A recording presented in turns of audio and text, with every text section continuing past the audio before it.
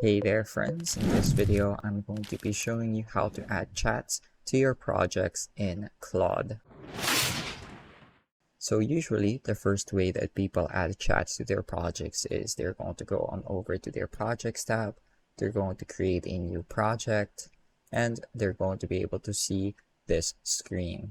And in this screen there's a small text box here at the left side that people will normally start a chat from. So this is the first way that people usually add their chats to Claude.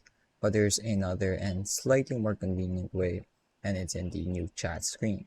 So underneath the new chat screen, let's say you already have a good idea of what project you want to add your specific chat to. So you go ahead and click on this plus button right here.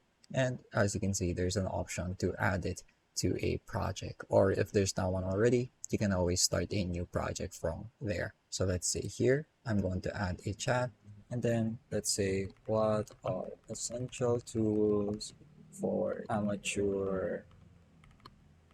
So here it's going to give us a response, and it's already underneath the project we assigned it to. So if we go ahead and check, as you can see, it shows up right there. Another thing that you can do is go ahead and go over to your chat history. So let's say I have a chat here, and this is one that I just randomly asked it and it wasn't assigned any project.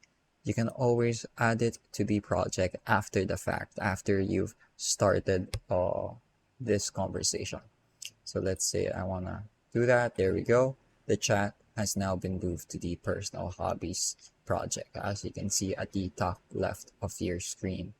You can also do that from the chat perspective. So here I have a few already, and then let's say this one, I want to add this to my project.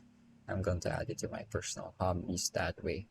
So there are definitely quite a few ways to add chat to your projects. You can also select multiple at a time if you're dealing with a lot of individual chats.